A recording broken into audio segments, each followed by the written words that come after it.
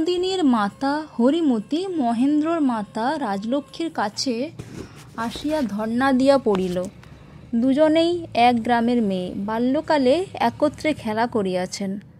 রাজলক্ষ্মী মহেন্দ্রকে ধরিয়া পড়িলেন, বাবা মহিন, গরিবের মেয়েটিকে উদ্ধার করিতে হইবে। শুনিয়াছি মেয়েটি বড় সুন্দরী, আবার মেয়ের কাছে পড়াশোনাও করিয়াছে। তোদের আজকালকার পছন্দের সঙ্গে মিলিবে। মহেন্দ্র কহিল, মা, আজকালকার ছেলে তো আমি ছাড়াও আরও ঢের আছে। রাজলক্ষ্মী বলল, মহিন, ওই তোর দোষ, তোর কাছে বিয়ের কথাটি পাড়িবার জো নাই। মহেন্দ্র বলে, মা, ও কথাটা বাদ দিয়াও সংসারে কথার অভাব হয় না, অতএব ওটা মারাত্মক দোষ নয়। মহেন্দ্র শৈশবেই পিতৃহীন, মা সম্বন্ধে তাহার ব্যবহার সাধারণ লোকের মতো তাই ছিল না। বয়স প্রায় 22 হইল, MA পাস করিয়া ডাক্তারে পড়িতে আরম্ভ করিয়াছে। তবু মাকে লইয়া তাহার প্রতিদিন মান অভিমান আদর আবদারের অন্ত ছিল না। কাঙারু শাবকের মতো মাতৃগর্ভ হইতে ভূমিষ্ঠ হইয়াও মাতার বহির্গর্ভের থলিটির মধ্যে আবৃত থাকায় তাহার অভ্যাস হইয়া গিয়াছিল। মার সাহায্য ব্যতীত তাহার আহার বিহার আরাম বিরাম কিছুই সম্পন্ন হইবার জো ছিল না। এইবারে মা যখন বিনোদিনীর জন্য তাহাকে অত্যন্ত ধরিয়া পড়িলেন, তখন মহেন্দ্র বলিল, আচ্ছা, কন্যাটি একবার দেখিয়া আসি। দেখিতে যাইবার দিন বলিল, দেখিয়া আর কি হইবে, তোমাকে খুশি করিবার জন্য বিবাহ করিতেছি, ভালো মন্দ বিচার করা মিথ্যা। কথাটার মধ্যে একটু রাগের উত্তাপ ছিল, কিন্তু মা ভাবিলেন শুভদৃষ্টির সময় তাহার পছন্দ সহিত যখন পুত্রের পছন্দ নিশ্চয় মিল হইবে, তখন মহেন্দ্রর কড়িসুর কোমল হইয়া আসিবে। রাজলক্ষ্মী নিশ্চিন্ত চিত্রে বিবাহের দিন স্থির করিলেন। দিন যত নিকটে আসিতে লাগিল, মহেন্দ্রর মন ততই উৎকণ্ঠিত হইয়া উঠিল। অবশেষে 2-4 দিন আগে সে বলিয়া বসিল, না না মা, কিছুতেই পারিব না। বাল্যকাল হইতে মহেন্দ্র দেবতা ও মানবের কাছে সর্বপ্রকারে প্রশ্রয় পাইয়াছে, এই জন্য তাহার ইচ্ছার বেগ উচ্ছৃঙ্খল।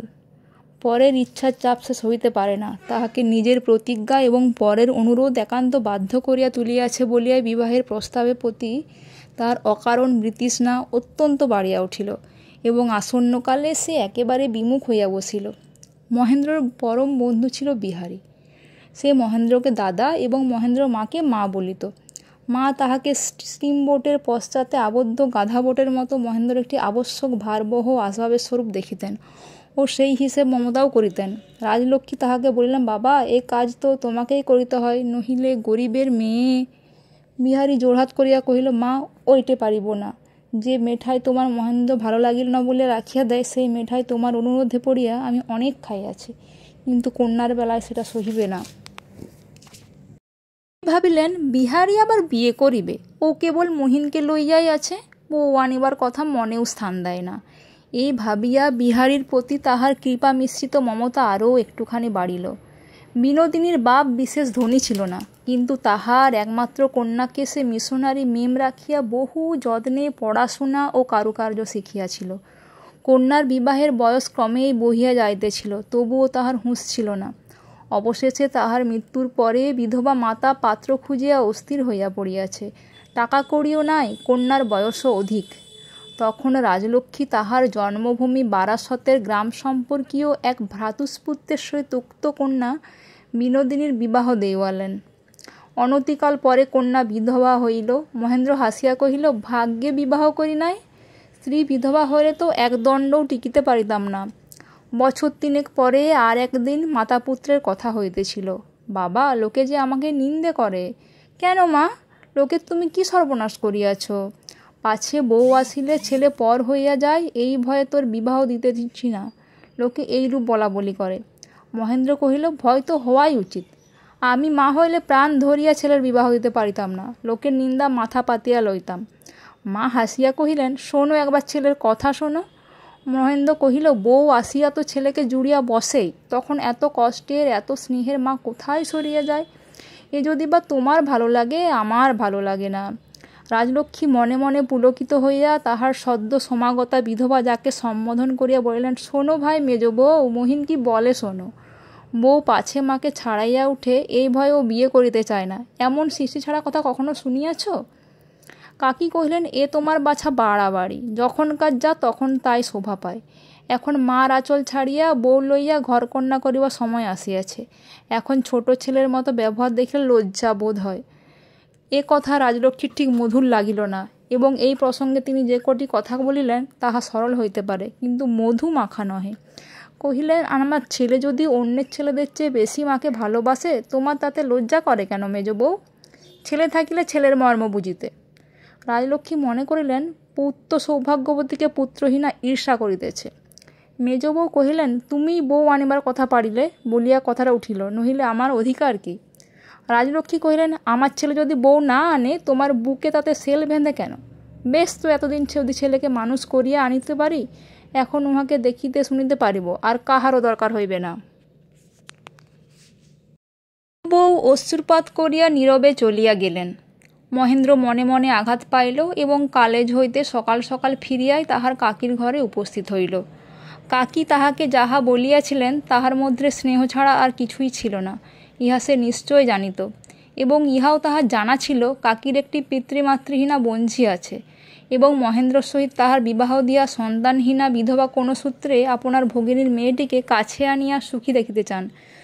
যদিও বিবাহে সে নারাজ, তবু কাকির এই মনোগত ইচ্ছাটি তাহার কাছে স্বাভাবিক এবং অত্যন্ত করুণাবহ বলিয়া মনে হইল। মহেন্দ্র তাহার ঘরে যখন গেল, তখন বেলা আর বড় বাকি নাই। কাকি অন্নপূর্ণা তাহার ঘরের কাটা জানালার গরাদের উপর মাথা রাখিয়া শুষ্ক বিমর্ষ মুখে বসিয়াছিলেন। পাশের ঘরে ভাত ঢাকা পড়িয়া আছে, এখনও স্পর্শ করেন নাই। অল্প কারণেই মহেন্দ্রের চোখে জল আসিত। কাকিমাকে দেখিয়া তাহার চোখে জল ছলছল করিয়া উঠিল। কাছে আসিয়া স্নিগ্ধস্বরে ডাকিল, কাকিমা। অন্নপূর্ণা হাসিবার চেষ্টা করিয়া কহিলেন, আয় মহিন, বোস। মহেন্দ্র কহিল, ভারী ক্ষুধা পাইয়াছে, প্রসাদ খাইতে চায়। অন্নপূর্ণা মহেন্দ্র কৌশল বুঝিয়া উচ্ছ্বসিত অশ্রুকণ্ঠে সংবরণ করিয়া বলিলেন এবং মহেন্দ্রকে খাওয়াইলেন। মহেন্দ্র হৃদয় তখন করুণায় আর্দ্র ছিল। কাকিকে সান্ত্বনা দিবার জন্য আহার আনতে হঠাৎ মনের ঝোঁকে বলিয়া বসিল, কাকি, তোমার সেই যে বঞ্ঝির কথা বলিয়াছিলে, তাহাকে একবার দেখাইবে না? কথাটা উচ্চারণ করিয়া সে ভীত হইয়া পড়িল। অন্নপূর্ণা হাসিয়া কহিলেন, তোর আবার বিবাহে মন গেল নাকি মহিন? মহেন্দ্র তাড়াতাড়ি বলিল, না, আমার জন্য নয় কাকি, আমি বিহারীকে রাজি করিয়াছি, তুমি দেখিবার দিন ঠিক করিয়া দাও। অন্নপূর্ণা কহিলেন, আহা, তাহার কি এমন ভাগ্য হইবে? বিহারীর মতো ছেলে কি তাহার কপালে আছে? কাকির ঘর হইতে বাহির হইয়া মহেন্দ্র দ্বারের কাছে আসিতেই মার সঙ্গে দেখা হইল। রাজলক্ষ্মী জিজ্ঞাসা করিলেন, কি মহেন্দ্র, এতক্ষণ তোদের কি পরামর্শ হইতেছিল? মহেন্দ্র কহিল, পরামর্শ কিছুই না, পান লইতে আসিয়াছি। মা কহিলেন, তোর পান তো আমার ঘরে সাজা আছে। মহেন্দ্র উত্তর না করিয়া চলিয়া গেল। রাজলক্ষ্মী ঘরে ঢুকিয়া অন্নপূর্ণার রোদনস্ফীত চক্ষু দেখিয়া মাত্র অনেক কথা কল্পনা করিয়া লইলেন। ফোঁস করিয়া বলিয়া ওঠেন, কি গো মেজ ঠাকুরন, ছেলের কাছে লাগালাগি করছিলে বুঝি? বলিয়া উত্তর মাত্র না করিয়া দ্রুতবেগে চলিয়া গেলেন। মেয়ে দেখিবার কথা মহেন্দ্র প্রায় ভুলিয়াছিল, অন্নপূর্ণা ভোলেন নাই। তিনি শ্যামবাজারে মেয়ের অভিভাবক জেঠার বাড়িতে পত্র লিখিয়া দেখিতে যাইবার দিন স্থির করিয়া পাঠাইলেন। স্থির হইয়াছে শুনিয়াই মহেন্দ্র কহিল, এত তাড়াতাড়ি কাজটা করিলে কেন কাকি? এখন বিহারীকে বলাই হয় নাই। অন্নপূর্ণা কহিলেন, সে কি মহিন, এখন না দেখিতে গেলে তাহারা কি মনে করিবে? মহেন্দ্র বিহারীকে ডাকিয়া সকল কথা বলিল। কহিল, চলো তো, পছন্দ না হলে তো তোমার উপর জোর চলিবে না। বিহারী কহিল, সে কথা বলিতে পারি না, কাকির বঞ্ঝিকে দেখিতে গিয়া পছন্দ হইল না বলা আমার মুখ দিয়া আসিবে না। মহেন্দ্র কহিল, সে তো উত্তম কথা। বিহারী কহিল, কিন্তু তোমার পক্ষে অন্যায় কাজ হইয়াছে মহিন্দ্রা। নিজেকে হালকা রাখিয়া পরের স্কন্ধে এরূপ ভাত চাপানো তোমার উচিত হয় নাই। এখন কাকির মনে আঘাত দেওয়া আমার পক্ষে বড়ই কঠিন হয়ে যাবে। মহেন্দ্র একটু লজ্জিত ও রুষ্ট হইয়া কহিল, তবে কি করিতে চাও? বিহারী কহিল, যখন তুমি আমার নাম করিয়া তাহাকে আশা দিয়াছ, তখন আমি বিবাহ করিব, দেখিতে যাইবার ভরং করিবার দরকার নাই। অন্নপূর্ণাকে বিহারী দেবীর মতো ভক্তি করত। অবশেষে অন্নপূর্ণা বিহারীকে নিজে ডাকিয়া কহিলেন, সে কি বাছা, না দেখিয়া বিবাহ করিবে? সে কিছুতেই হইবে না। যদি পছন্দ না হয় তবে বিবাহে সম্মতি দিতে পারিবে না, এই আমার শপথ রহিল। নির্ধারিত দিনে মহেন্দ্র কলেজ হইতে ফিরিয়া আসিয়া মাকে কহিল, আমার সেই রেশমের জামা এবং ঢাকায় দুটিটা বাহির করিয়া দাও। মা কহিলেন, কেন, কোথায় যাবি? মহেন্দ্র কহিল, দরকার আছে মা, তুমি দাও না, আমি পরে বলিব। মহেন্দ্র একটু সাজ না করিয়া থাকিতে পারিল না। পরের জন্য হইলেও কন্যা দেখিবার প্রসঙ্গ মাত্রই যৌবন ধর্ম আপনি চুলটা একটু ফিরিয়া লয়, চাদরে কিছু গন্ধ ঢালে। দুই বন্ধু কন্যা দেখিতে বাহির হইল। কন্যার জেঠা শ্যামবাজারে অনুকূলবাবু নিজের উপার্জিত ধনের দ্বারাই তাহার বাগান সমেত 3 তলা বাড়িটাকে পাড়ার মাথায় উপর তুলিয়াছেন। দরিদ্র ভাতার মৃত্যুর পর পিতৃমাতৃহীনা ভাতস্ফূর্তিকে তিনি নিজের বাড়িতে আনিয়া রাখিয়াছেন। মাসি অন্নপূর্ণা বলিয়াছিলেন, আমার কাছে থাক। তাহাতে ব্যয় লাঘবের সুবিধা ছিল বটে, কিন্তু গৌরবা লাঘবের ভয়ে অনুকূল রাজি হইলেন না। এমনকি দেখা সাক্ষাৎ করিবার জন্য কন্যাকে মাসির বাড়ি পাঠাইতেন না। নিজেদের মর্যাদা সম্বন্ধে তিনি এতই কড়া ছিলেন। কন্যাটির বিবাহ ভাবনার সময় আসিল, কিন্তু আজকালকার দিনে কন্যার বিবাহ সম্বন্ধে যাদৃশী ভাবনা যস্র সিদ্ধির ভবর্তি তাদৃশী কথাটা খাটে না। ভাবনার সঙ্গে খরচও চায়। কিন্তু পণের কথা উঠিলেই অনুকূল বলেন, আমার তো নিজের মেয়ে আছে, আমি একা আর কত পারিয়া উঠিব। এমনি করিয়া দিন বহিয়া যাইতেছিল। এমন সময় সাজিয়া গুজিয়া গন্ধ মাখিয়া রঙ্গভূমিতে বন্ধুকে লইয়া মহেন্দ্র প্রবেশ করিলেন। তখন চৈত্র মাসের দিবসান্তে সূর্য অস্তর্মুখ। দোতলার দক্ষিণ বারান্দায় চিত্রিত চিক্কণ চীনের টালি গাঁথা। তাহারই প্রান্তে 2 অভ্যাগতের জন্য রূপার রেকাবি ফল মূল মিষ্টান্নে শোভমান এবং বরফ জলপূর্ণ রূপার গ্লাস শীতল শিশির বিন্দু জালে মণ্ডিত। মহেন্দ্র বিহারীকে লইয়া আলিজ্যতিভাবে খাইতে বসিয়াছেন। নিচে বাগানে মালি তখন ঝাড়িতে করিয়া গাছে গাছে জল দিতেছিল। সেই সিক্ত মৃত্তিকার স্নিগ্ধ গন্ধ বহন করিয়া চৈত্রের দক্ষিণ বাতাস মহেন্দ্র শুভ্র কুঞ্চিত সুবাসিত চাদরের প্রান্তকে দুর্দাম করিয়া তুলিতেছিল। আশেপাশের দ্বার জানালা ছিদ্রান্তরাল হইতে একটু আধটু চাপা হাসি, ফিসফিস কথা, 2-একটা গহনার টুংটাং যেন শোনা যায়। আহারের পর অনুকূলবাবু ভিতরের দিকে চাহিয়া কহিলেন, চুনি, পান নিয়ে আয় তো রে। কিছুক্ষণ পরে সংকোচের ভাবে পশ্চাতে একটা দরজা খুলিয়া গেল এবং একটি বালিকা কোথা হইতে সর্বাঙ্গে রাজ্যের লজ্জা জড়াইয়া আনিয়া পানের বাটা হাতে অনুকূলবাবুর কাছে আসিয়া দাঁড়াইল। তিনি কহিলেন, লজ্জা কি মা, বাটা ওদের সামনে রাখো। বালিকা নত হইয়া কম্পিত হস্তে পানের বাটা অতিথিদের আসনের পার্শ্বে ভূমিতে রাখিয়া দিল। বারান্দার পশ্চিম প্রান্তে হইতে সূর্যাস্ত আভা তাহার লজ্জিত মুখকে মুণ্ডিত করিয়া গেল। সেই অবকাশে মহেন্দ্র সেই কম্পান্বিতা বালিকার করুণ মুখচ্ছবি দেখিয়া লইল। বালিকা তখনই চালিয়া যাইতে উদ্যত হইলে অনুকূলবাবু কহিলেন, একটু দাঁড়া চুনি। বিহারীবাবু, এইটি আমার ছোট ভাই অপূর্বর কন্যা। সে তো চলিয়া গেছে, এখন আমি ছাড়া ইহার তার কেহ নাই বলিয়া তিনি দীর্ঘ নিঃশ্বাস ফেলিলেন। মহেন্দ্রর হৃদয়ে দয়ার আঘাত লাগিল। অনাথার দিকে আরেকবার চাহিয়া দেখিল। কেহ তাহার বয়স স্পষ্ট করিয়া বলিত না। আত্মীয়রা বলিত, এই 12-13 হইবে, অর্থাৎ 14-15 হওয়ার সম্ভাবনায় অধিক। কিন্তু অনুগ্রহ পালিত বলিয়া একটি কুণ্ঠিত ভীরুভাবে তাহার নবযৌবনারম্ভকে সংযত সংবৃত্ত করিয়া রাখিয়াছে। আর্দ্র চিত্তে মহেন্দ্র জিজ্ঞাসা করল, তোমার নাম কি? অনুকূলবাবু উৎসাহ দিয়া কহিলেন, বলো মা, তোমার নাম বলো।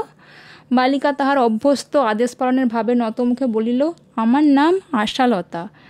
আশা মহেন্দ্রের মনে হইল নামটি বড় করুণ এবং কণ্ঠটি বড় কোমল। অনাথা আশা। 2 বন্ধু পথে বাহির হইয়া আসিয়া গাড়ি ছাড়িয়া দিল। মহেন্দ্র কহিল, বিহারী, এ মেয়েটিকে তুমি ছাড়িও না। বিহারী তাহার স্পষ্ট উত্তর না করে কহিল, মেয়েটিকে দেখিয়া উহার মাসিমাকে মনে পড়ে, বোধ হয় অমনি লক্ষ্মী হইবে।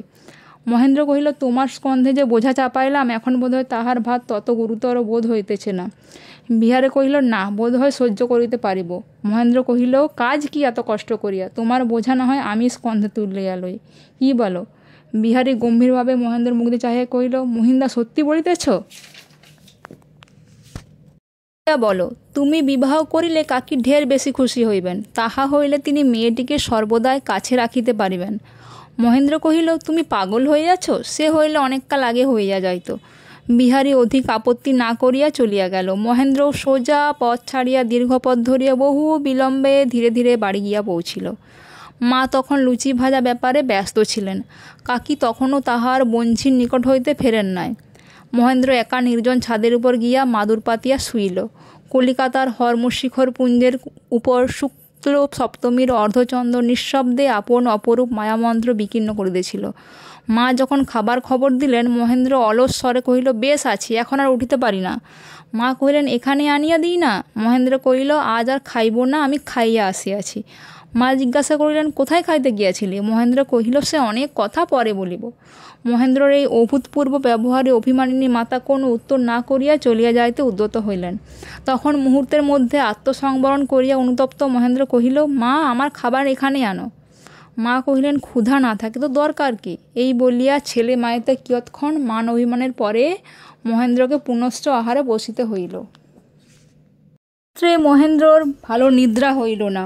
প্রত্যুষেই সে বিহারীর বাসায় আসিয়া উপস্থিত। কহিল, ভাই, ভাবিয়া দেখিলাম কাকিমার মনোগত ইচ্ছা আমিই তাহার বঞ্ঝিকে বিবাহ করি।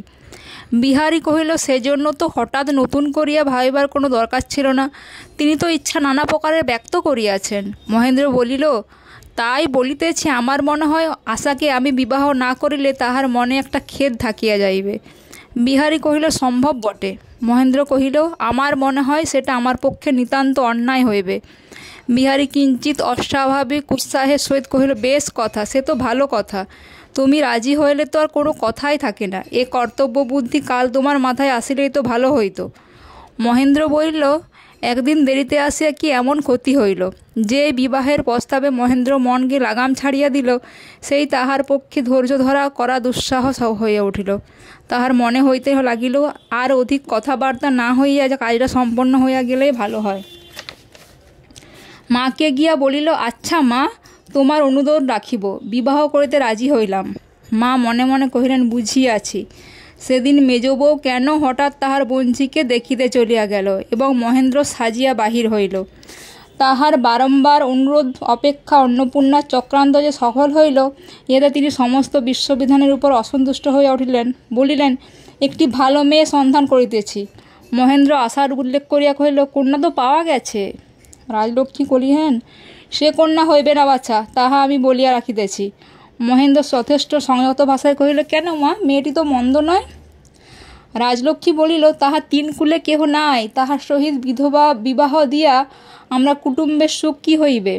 মহেন্দ্র কহিল, কুটুম্বের সুখ না হইলেও আমি দুঃখিত হইব না, কিন্তু মেয়েটিকে আমার বেশ পছন্দ হয়েছে মা।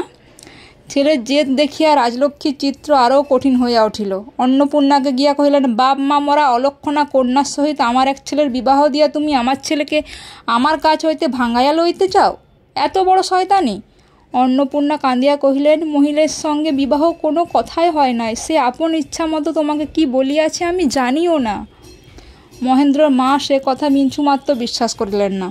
তখন অন্নপূর্ণা বিহারীকে ডাকাইয়া শাস্ত্রুনেত্রে কহিলেন, তোমার সঙ্গে তো সব ঠিক হইয়াছিল, আবার কেন উল্টাইয়া দিলে? আবার তোমাকে মত দিতে হইবে। তুমি উদ্ধার না করিলে আমাকে বড় লজ্জায় পড়িতে হইবে। মেয়েটি বড় লক্ষ্মী, তোমার অযোগ্য হইবে না। বিহারী কহিল, কাকিমা, সে কথা আমাকে বলা বাহুল্য। তোমার বঞ্ঝি যখন তখন আমার অমতের কোনো কথাই নেই। কিন্তু মহেন্দ্র। অন্নপূর্ণা কহিলেন, না বাছা, মহেন্দ্রর সঙ্গে তাহার কোনো মতেই বিবাহ হইবার নয়। আমি তোমাকে সত্য কথাই বলিতেছি, তোমার সঙ্গে বিবাহ হইলে আমি সবচেয়ে নিশ্চিন্ত হই। মোহিনীর সঙ্গে তার সম্বন্ধ আমার মত নয়। বিহারী কহিল, কাকি, তোমার যদি মত না থাকে তাহা হইলে কোনো কথাই নাই। এই বলিয়া সে রাজলক্ষ্মীর নিকট গিয়া কহিল, মা, কাকির বঞ্ঝির সঙ্গে আমার বিবাহ স্থির হইয়াছে। আত্মীয় স্ত্রীলোক কেহ নাই, কাজেই লজ্জার মাথা খাইয়া নিজের খবরটা দিতে হইল।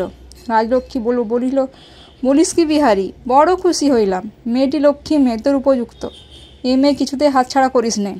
বিহারী কহিল, হাতছাড়া কেন হবে? মহিন্দর নিজে পছন্দ করিয়া আমার সঙ্গে সম্বন্ধ করিয়া দিয়াছেন।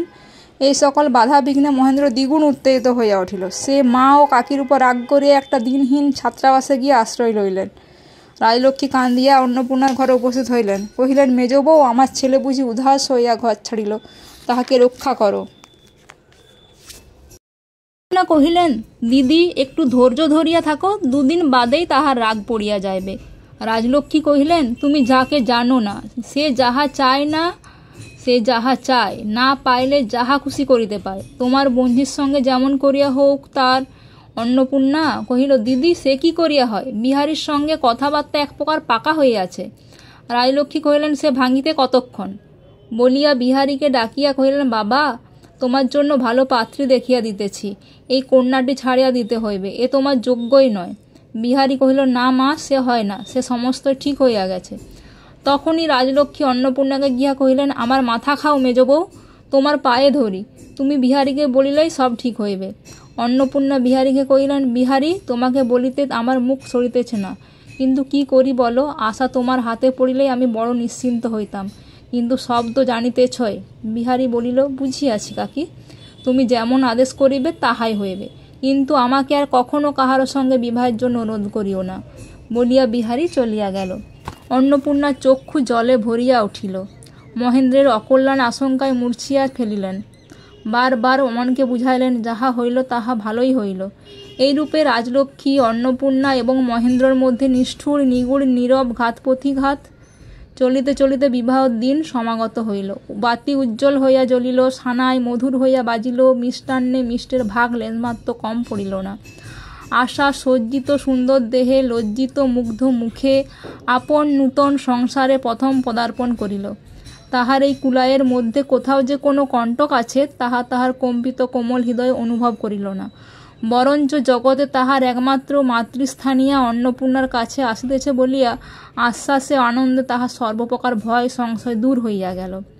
বিবাহের পর রাজলক্ষ্মী মহেন্দ্রকে ডাকিয়া কহিলেন, আমি বলি, এখন বৌমা কিছুদিন তার জেঠার বাড়ি গিয়ে থাকুন। মহেন্দ্র জিজ্ঞাসা করিল, কেন মা? মা কহিলেন, এবারে তোমার এক্সামিন আছে, পড়াশোনার ব্যাঘাত ঘটতে পারে। মহেন্দ্র কহিল, আমি কি ছেলে মানুষ, নিজের ভালো মন্দ বুঝি চলিতে পারি না? রাজলক্ষ্মী কহিলেন, তা হোক না বাপু, আর একটা বৎসর বই তো নয়। মহেন্দ্র কহিল, বউয়ের বাপ মা যদি কেউ থাকিতেন তাহার কাছে পাঠাইতে আপত্তি ছিল না, কিন্তু জেঠার বাড়িতে আমি উহাকে রাখিতে পারিব না। রাজলক্ষ্মী কহিল, ওরে বাস রে, উনি কর্তা, শাশুড়ি কেহ নয়। কাল বিয়ে করিয়া আজই এত দরদ? কর্তারা তো আমাদের একদিন বিবাহ করিয়াছিলেন, কিন্তু এমন স্তৈনতা, এমন বেহায়াপনা তখন তো ছিল না। মহেন্দ্র খুব জোরের সহিত কহিল, কিছু ভাবিও না মা, এক্সামিনের কোনো ক্ষতি হইবে না। রাজলক্ষ্মী তখন হঠাৎ অপরিমিত উৎসাহে বধূকে ঘরকন্যার কাজ শিখাইতে প্রবৃত্ত হইলেন। ভাড়ার ঘর, রান্নাঘর, ঠাকুর ঘরে আসার দিনগুলি কাটিল। রাত্রে রাজলক্ষ্মী তাহাকে নিজের বিছানায় শোয়াইয়া ও আত্মীয় বিচ্ছেদের ক্ষতিপূরণ করিতে লাগিলেন। অন্নপূর্ণা অনেক বিবেচনা করিয়া বঞ্চিত নিকট হইতে দূরে থাকিতেন। যখন কোনো প্রকল অভিভাবক একটা ইক্ষুদণ্ডের সমস্ত রস প্রায় নিঃশেষপূর্বক চর্বণ করিতে থাকে, তখনই হতাশ্বাস লুব্ধ বালকের ক্ষোভ উত্তরোত্তর যেমন অসহ্য বাড়িয়া উঠে, মহেন্দ্র সেই দশা হইল। ঠিক তাহার চোখের সম্মুখে নবযৌবনা নববধূর সমস্ত মিষ্ট রস যে কেবল ঘরকন্যার দ্বারা পিষ্ট হয়ে থাকিবে, ইহা কি সহ্য হয়? মহেন্দ্র অন্নপূর্ণাকে গিয়া কহিল, কাকি, মা বউকে যেরূপ খাটাইয়া মারিতেছেন আমি তো তাহা দেখিতে পারি না। অন্নপূর্ণা জানিতেন রাজলক্ষ্মী বাড়াবাড়ি করিতেছেন, কিন্তু বলিলেন, কেন মহিন, বউকে ঘরের কাজ শেখানো হইতেছে, ভালোই হইতেছে। এখনকার মেয়েদের মতো নভেল পড়িয়া কার্পেট বুনিয়া বাবু হইয়া থাকা কি ভালো? মহেন্দ্র উত্তেজিত হইয়া বলিল, এখনকার মেয়ের মতোই হইবে, তা ভালো হোক আর মন্দই হোক। আমার স্ত্রী যদি আমারই মতো নভেল পড়িয়া রসগ্রহণ করিতে পারে, তবে তাহাতে পরিতাপ বা পরিহাসের বিষয় কিছুই দেখি না। অন্নপূর্ণার ঘরে পুত্রের কণ্ঠস্বর শুনিতে পাইয়া রাজলক্ষ্মী সব কর্ম ফেলিয়া চলিয়া আসিলেন। তীব্র কণ্ঠে জিজ্ঞাসা করিলেন, কি তোমাদের কিসের পরামর্শ চলিতেছে? মহেন্দ্র উত্তেজিতভাবে বলিল, পরামর্শ কিছু নয় মা, বউকে ঘরের কাজে আমি দাসীর মতো খাটিতে দিতে পারিব না।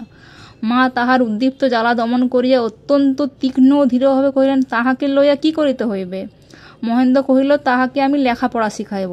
রাজলক্ষ্মী কিছু না কহিয়া দ্রুত পদে চলিয়া গেলেন ও মুহূর্ত পরে বধূর হাত ধরিয়া টানিয়া লইয়া মহেন্দ্রের সম্মুখে স্থাপিত করে কহিলেন, এই লও, তোমার বধূকে তুমি লেখাপড়া শেখাও।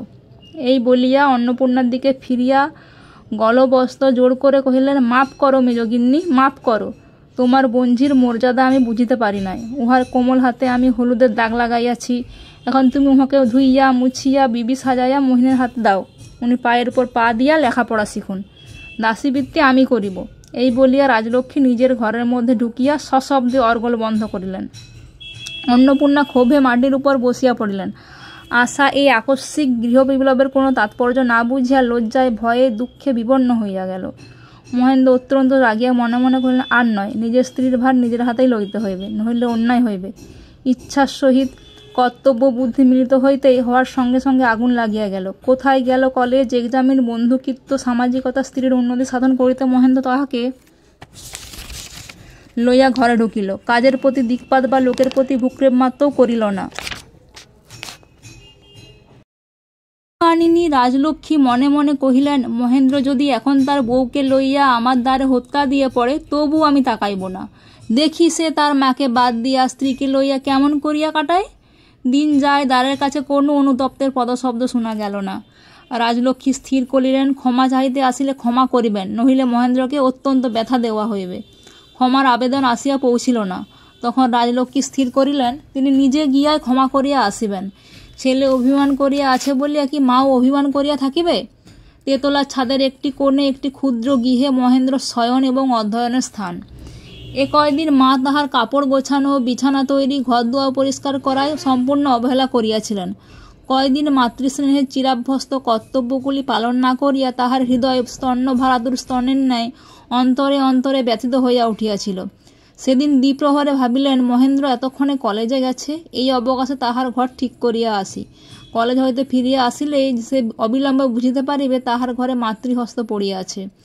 রাজলক্ষ্মী সিঁড়ি বাহিয়া উপরে উঠিলেন। মহেন্দ্র শয়নগৃহের একটা দ্বার খোলা ছিল। তাহার সম্মুখে আসিতেই যেন হঠাৎ কাটা বিঁধিল। চমকিয়া দাঁড়াইলেন, দেখিলেন নিচের বিছানায় মহেন্দ্র নিদ্রিত এবং দ্বারের দিকে পশ্চাৎ করিয়া বধূ ধীরে ধীরে তাহার পায়ে হাত বুলাইয়া দিতেছে। মধ্যাহ্নের প্রখর আলোকে উন্মুক্ত দ্বারে দাম্পত্যলীলার এই অভিনয় দেখিয়া রাজলক্ষ্মী লজ্জায় ধিক্কারে সংকুচিত হইয়া নিঃশব্দে নিচে নামিয়া আসিলেন। কিছুকাল অনাবৃষ্টিতে যে শস্যদল শুষ্ক পীতবর্ণ হইয়া আসে, বৃষ্টি পাইবা মাত্র সে তার বিলম্ব করে না। হঠাৎ বাড়িয়া উঠিয়া দীর্ঘকালের উপবাস দৈন্য দূর করিয়া দেয়। দুর্বল নতভাব ত্যাগ করিয়া শস্যক্ষেত্রের মধ্যে অসংকোচে অসংশয়ে আপনার অধিকার উন্নত ও উজ্জ্বল করিয়া তোলে। আশার সেইরূপ হইল। যেখানে তাহার রক্তের সম্বন্ধ ছিল, সেখানে সে কখনো আত্মীয়তার দাবি করিতে পায় নাই। আজ পরের ঘরে আসিয়া সে যখন বিনা প্রার্থনায় এক নিকটতম সম্বন্ধ এবং নিঃসন্দিগ্ধ অধিকার প্রাপ্ত হইল, তখন সে অযত্ন লালিতা অনাথার মস্তকে স্বামী সহস্তে লক্ষ্মীর মুকুট পরিয়া দিলেন, তখন সে আপন গৌরবপদ গ্রহণ করিতে লেশমাত্র বিলম্ব করিল না। নববধূযোগ্য লজ্জাভয় দূর করিয়া দিয়া সৌভাগ্যবতী স্ত্রীর মহিমায় মুহূর্তের মধ্যে স্বামীর পদপ্রান্তে অসংকোচে আপন সিংহাসন অধিকার করিল। রাজলক্ষ্মী সেদিন মধ্যাহ্নে সেই সিংহাসন এই নূতন আগত ঘরের পরের মেয়েকে এমন চিরাভ্যস্ত স্পর্ধার সহিত বসিয়া থাকিতে দেখিয়া দুঃসহ বিস্ময়ে নিচে নামিয়া আসিলেন। নিজের চিত্রদাহে অন্নপূর্ণাকে দগ্ধ করিতে দেখে গেলেন। কহিলেন, ওগো দেখো গো, তোমার নবাবের পুত্রী নবাবের ঘর হইতে কি শিক্ষা লইয়া আসিয়াছেন। কর্তারা থাকিলে আজ। অন্নপূর্ণা কাতর হইয়া কহিলেন, দিদি, তোমার বউকে তুমি শিক্ষা দিবে, শাসন করিবে, আমাকে কেন বলিতেছ? রাজলক্ষ্মী ধনুষ্টঙ্কারের মতো বাজিয়া উঠিলেন। আমার বউ? তুমি মন্ত্রী থাকিতে সে আমাকে গ্রাহ্য করিবে? তখন অন্নপূর্ণা সশব্দে পদক্ষেপে দম্পতিকে সকচিত সচেতন করিয়া মহেন্দ্র শয়ন গিয়ে উপস্থিত হইলেন। আশাকে কহিলেন, তুই এমনি করিয়া আমার মাথা হেট করিবি? পোড়ার মুখী, লজ্জা নাই, শরম নাই, সময় নাই, অসময় নাই, বৃদ্ধা শাশুড়ির উপর সমস্ত ঘরকন্যা চাপাইয়া তুমি এখানে আরাম করিতেছ? আমার পোড়া কপাল, আমি তোমাকে এ ঘরে আনিয়াছিলাম। বলিতে বলিতে তাহার চোখ দিয়া জল ঝরিয়া পড়িল। আশাও নতমুখে বস্তাঞ্চল খুঁটিতে খুঁটিতে নিঃশব্দে দাঁড়াইয়া কাঁদিতে লাগিল। মহেন্দ্র কহিল, কাকি, তুমি বউকে কেন অন্যায় ভর্ৎসনা করিতেছ? আমি তো উহাকে ধরিয়া রাখিয়াছি। অন্নপূর্ণা কহিলেন, সে কি ভালো কাজ করিয়াছ? ও বালিকা, অনাথা, মার কাছ হইতে কোনোদিন কোনো শিক্ষা পায় নাই। ও ভালো মন্দর কি জানে? তুমি উহাকে কি শিক্ষা দিতেছ? মহেন্দ্র কহিল, এই দেখো, উহার জন্য স্লেট, খাতা, বই কিনে আনিয়াছি। আমি বউকে লেখাপড়া শিখাইব, তা লোকে নিন্দাই করুক আর তোমরা রাগই করো। অন্নপূর্ণা কহিলেন, তা কি সমস্ত দিনেই শিখাতে হইবে? সন্ধ্যার পর 1-8 ঘন্টা পড়ালেই তো ঢের হয়। মহেন্দ্র বলছে, অত সহজ কাকি, পড়াশোনায় একটু সময়ের দরকার হয়। অন্নপূর্ণা বিরক্ত হইয়া ঘর হইতে বাহির হইয়া গেলেন। আশাও ধীরে ধীরে তাহার অনুসরণের উপক্রম করিল। মহেন্দ্র দ্বার রোধ করিয়া দাঁড়াইল। আশার করুণ সজল নেত্রের কাতর অনুনয় মানিল না। কহিল, বসো, ঘুমাইয়া সময় নষ্ট করিয়াছি, সেটা পোষাইয়া লইতে হইবে। এমন গম্ভীর প্রকৃতির শ্রদ্ধেয় মূঢ় থাকিতেও পারেন, যিনি মনে করিবেন মহেন্দ্র নিদ্রাবেশে পড়াইবার সময় নষ্ট করিয়াছে। বিশেষরূপে তাহাদের অবগতির জন্য বলা আবশ্যক যে, মহেন্দ্র তত্ত্বাবধানে অধ্যাপনা কার্য যেরূপে নির্বাহ হয়, কোনো স্কুলের ইন্সপেক্টর তাহার অনুমোদন করিবেন না। আশা তাহার স্বামীকে বিশ্বাস করিয়াছিল। সে বস্তুতই মনে করিয়াছিল লেখাপড়া শেখা তাহার পক্ষে নানা কারণে সহজ নয় বটে, কিন্তু স্বামীর আদেশবশত নিতান্তই কর্তব্য। এই জন্য সে প্রাণপণে অশান্ত বিক্ষিপ্ত মনকে সংযত করিয়া আনিত। শয়নগৃহের মেঝের উপর ঢালা বিছানায় একপার্শ্বে অত্যন্ত গম্ভীর হইয়া বসিত এবং পুঁথিপদ্মের দিকে একেবারে ঝুঁকিয়া পড়িয়া মাথা দুলাইয়া মুখস্থ করিতে আরম্ভ করিত। শয়নগৃহের অপর প্রান্তে ছোট টেবিলের উপর ডাক্তারি বই খুলিয়া মাস্টারমশাই চৌকিতে বসিয়া আছেন। মাঝে মাঝে কটাক্ষপাতে ছাত্রীর মনোযোগ লক্ষ্য করিয়া দেখিতেছেন। দেখিতে দেখিতে হঠাৎ ডাক্তারি বই বন্ধ করিয়া মহেন্দ্র আশার ডাকনাম ধরিয়া ডাকিল, চুনি। চকিত আশা মুখ তুলিয়া চাহিল। মহেন্দ্র কহিল, বইটা আনো দেখি। দেখি কোনখানটা পড়িতেছ। আশার ভয় উপস্থিত হইল। পাছে মহেন্দ্র পরীক্ষা করে। পরীক্ষায় উত্তীর্ণ হইবার আশা অল্পই ছিল, কারণ চারুপাঠের চারুত্ব প্রলোভনে তাহার অবাধ্য মন কিছুতেই বশ মানে না। বল্মিক সম্বন্ধে সে যতই জ্ঞান লাভের চেষ্টা করে, অক্ষরগুলো ততই তাহার দৃষ্টিপথের উপর দিয়া কালো পিপীলিকার মতো সার বাঁধিয়া চলিয়া যায়।